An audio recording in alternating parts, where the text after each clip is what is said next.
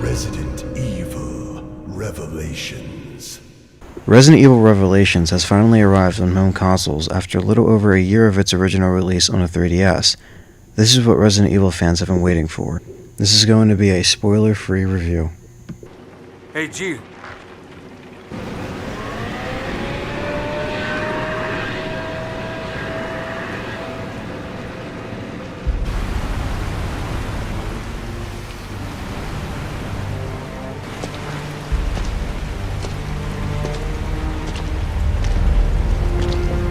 Incredible. The Queen Zenobia. Resident Evil Revelations takes place in the year 2005, between Resident Evil 4 and 5. It brings back the two characters we all know and love, Jill Valentine and Chris Redfield. Chris Redfield and his new partner, Jessica, end up missing on their mission investigation of the reappearance of Veltro. Once Chris and Jessica end up missing, their last location was near the SS Queen Zenobia. Jill and Parker go to the ship to investigate further, and of course they discover a whole new type of virus on board with several BOWs. Not everything is what it seems though, without giving too much away.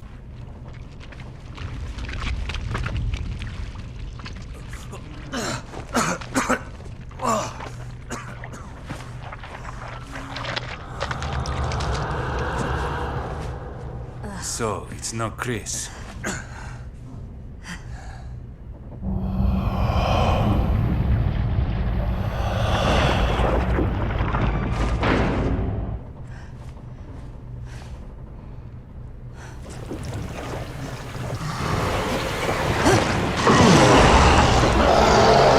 Let's get to the gameplay itself. A lot of people were wondering if this would be a good transition from 3DS to next-gen consoles, and the answer is it's a very smooth and worthy port for all Resident Evil fans. The controls are very simple and easy to get used to, and are more reminiscent to Resident Evil 4 and 5 with its gameplay.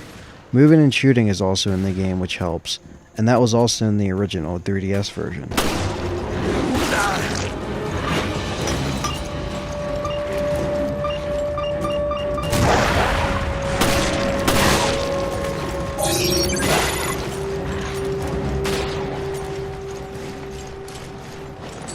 When playing through the game, I found the story to be very filling and had a very complete feel to it.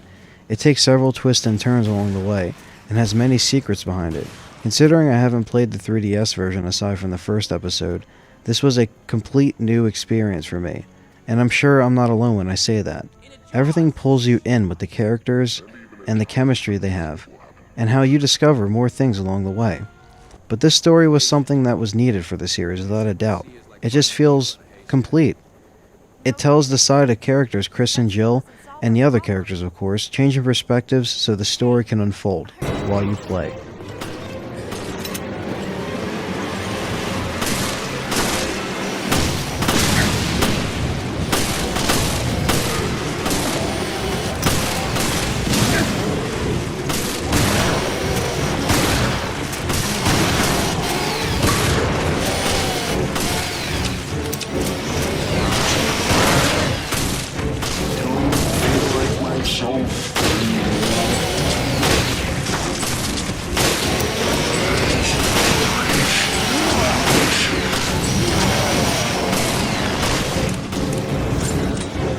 The inventory system that they included was nice and smooth, and it's very refreshing in my opinion.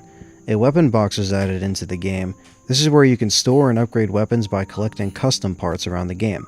I think this is a very clever addition to the game, and I didn't mind it one bit. The health in the game is also straightforward with just your standard green herbs. All you have to do is tap Y, and there's no actual health meter, but I mean keeping track of it is pretty easy, and I had no problems with it. I think it's a better health system than Resident Evil 6 by far.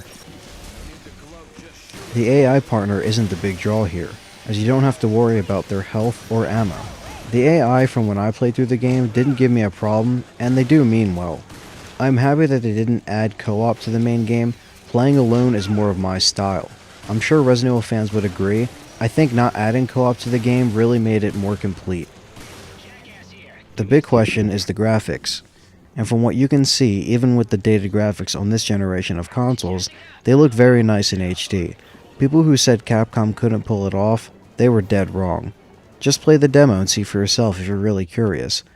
Nothing in the graphics department really disappointed me. Some of the animations did look kind of clunky at times and didn't belong, but it doesn't upset me that much. The BOWs themselves are pretty tasteful and cool to see transform throughout the game, with the T-Abyss virus at hand. I don't want to give all the bosses away, but they look pretty sick. I can't forget to talk about the overall environments in the game, which is really important. The ship offers a very dark atmosphere at times, and it also switches it up depending on where you are in the ship. You don't always feel isolated, but you can definitely panic when there are several enemies around you in a small hallway, for example.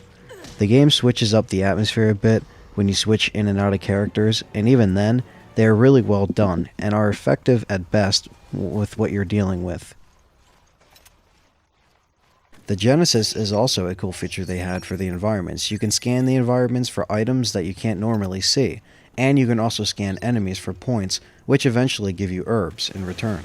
The game never falls flat, as it switches between different perspectives and keeps the story fresh with every episode you play, and very likable characters.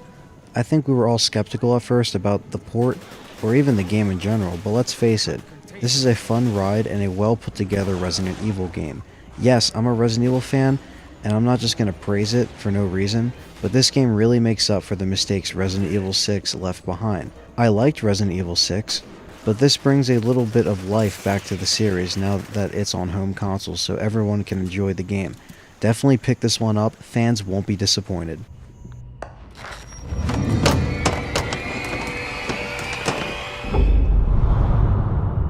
What is this?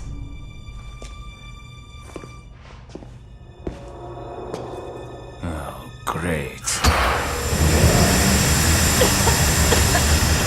Shit! It's a trap!